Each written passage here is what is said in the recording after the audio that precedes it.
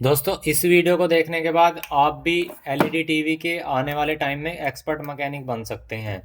और जो किसी के पास नहीं होगा वो आपके पास हो सकता है। जैसे आप यहाँ पे देख सकते हैं, मेरे पास एक एलईडी टीवी का बोर्ड है और मैं इस पे काफ़ी सारी वीडियो बना रही रखी है पहले भी। और मैं बनाना चाह रहा हूँ आपको ये सारी चीज़ें समझ में आए और सारी चीज़ें आपको दिखाई दे। जैसे कि मैं आपको बताता हूँ, जैसे मेरे पास कोई एलईडी टीवी का एलईडी मतलब कोई नई एलईडी टीवी आई, ठीक है। जैसे ये मान लो मेरे पास नई एलईडी टीवी आई और मैंने ये पहले नहीं देखी है अपनी दुकान पे कभी भी। और मेरे पास ये बैकलाइट के लिए आई है, छोटे मोटे काम के लिए आई, और वो मैंने ठीक करने से पहले मैं क्या करता हूँ, घंटे 2 घंटे फिर इसे रोक लूँगा।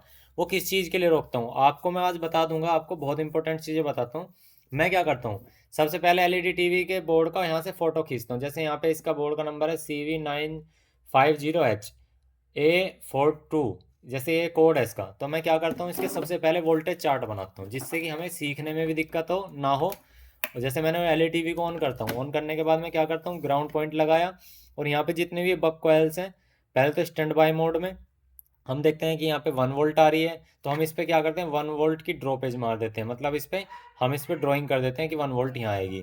और इसके बाद हम यहाँ पे जितने भी मतलब ये जैसे यहाँ पे एक बक कॉइल लगे 4R7, ये वाली इस वाली, तो यहाँ पे 2.7 के आसपास 2.5 के आसपास मिल रही है, तो हम इस पे वो मार देंगे कि हाँ भाई कब हमारी कितनी 3.2 आ रही है, सॉरी इस पे। तो यहाँ पे एक ड्रो वो मार देंगे ड्राइंग। और फिर हम इस तरह से यहाँ पे ये चेक करते हैं कि हाँ भाई यहाँ पे 1.5 आ रही है, इस पे देख लो। और उसके बाद में यहाँ देख लेंगे, मतलब जो इसकी हमारी मेन वोल्टेज है हम वो नोट करके रख लेंगे।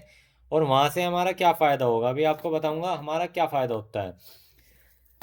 हमारा सबसे पहला फ़ायदा होता है कि हमारे पास नेक्स्ट टाइम ये कोई भी बोर्ड आएगा, अगर डेड आया तो हम वहाँ से क्या करेंगे, वोल्टेज चार्ट लेंगे। हम सारी बक कोयल का वोल्टेज चार्ट निकालेंगे अपने पास से, और सारी बक कोयल पे वोल्टेज चेक करेंगे कि भाई हमारी कितनी आ रही है। और अगर हमारे किसी रेगुलेटर में दिक्कत निकलती है ना, मान लो हमारे 5 वोल्ट के उसमें निकल गई दिक्कत, या चलो 3.3 वाले में निकल गई, 3.3 वोल्ट हमारे बक कोयल नहीं बना रही है, मतलब एक रेगुलेटर नहीं बना रहा, तो हम उस कंडीशन में क्या करेंगे, हम उस 3.3 को बनाएंगे।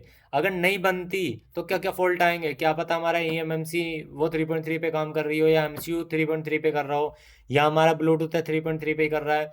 तो वहाँ पे उस कंडीशन में क्या होगा, वो चीज़ें नहीं चलेंगी और आपका एलईडी टीवी बिल्कुल बंद रहेगा।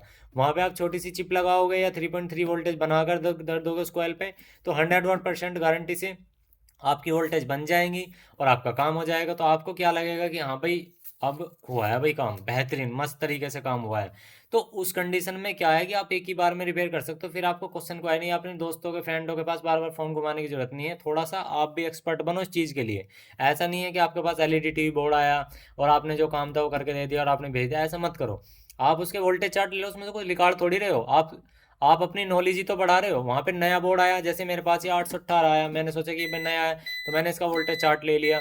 उसके बाद मैं इसका सॉफ्टवेयर लेना चाहूँ, अगर आप अच्छे मैकेनिक हैं तो इसकी एमएमसी निकालो, उसका फुल डंप ले लो, उसको कॉपी कर लो, राइट करके फ्लैश फाइल भी बना लो। तो कभी ये स्टाकोन लोगों पे रुका और इसका नो देख लो कौन सी कंपनी है, क्राउन आ रहा है तो क्राउन लिख लो, सैमसंग आ रहा है सैमसंग लिख लो। इसमें क्या होगा कि फिर नेक्स्ट टाइम हम इसका सॉफ्टवेयर बना करके रख लेंगे, तो हमारे क्या काम आएगा, हम इसमें बाद में कभी सॉफ्टवेयर की दिक्कत आई इस वाले मॉडल में तो हम सॉफ्टवेयर डाल लेंगे। ये इस तरह के बोर्ड में दिक्कत आई, बोर्ड में मतलब सॉफ्टवेयर की प्रॉब्लम, सॉफ्टवेयर डाल लेंगे। तो ये सारी इंपॉर्टेंट चीज़ें ऐसी ऐसी होती हैं जो कि हर कोई टेक्नीशियन बताता नहीं है, लेकिन मैं तो भाई ये करके रखता हूँ क्योंकि मेरे काम आ जाती है। और ये जो है ये सारी चीज़ें एमएमसी जो है इजी टैग और यूएफआई बॉक्स से ये जो है ना, मतलब ये प्रोग्राम हम कैसे कर सकते हैं इसको, यो दोबारा से हम इसके अंदर सॉफ्टवेयर चढ़ा सकते हैं। और फ्लैशिंग हम इसकी इससे ही कर सकते हैं। अगर फ्लैशिंग करना चाहे तो हम यूएसबी से भी कर सकते हैं एक बार को, लेकिन ईएमएमसी से फ्लैशिंग कर दो तो सबसे बेस्ट होता है, ठीक है। तो ये सारी चीज़ें इंपॉर्टेंट है जो कि हर कोई टेक्नीशियन नहीं बताता, लेकिन मैंने आपको आज बताई है।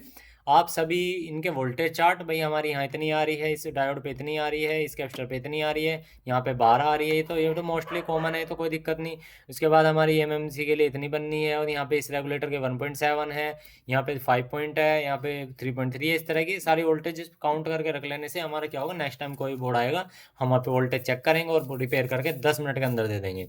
तो ये चीज़ होती है एक एक्सपर्ट मैकेनिक की पहचान।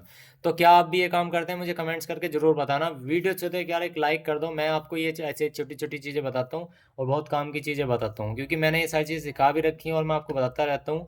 ये चीज़ें आपके बहुत काम की आती हैं। तो आई होप आपको ये सारी चीज़ समझ में आ गई होगी। वीडियो अच्छे तो एक लाइक कर देना, चैनल पर ना सब्सक्राइब करना। Thank you.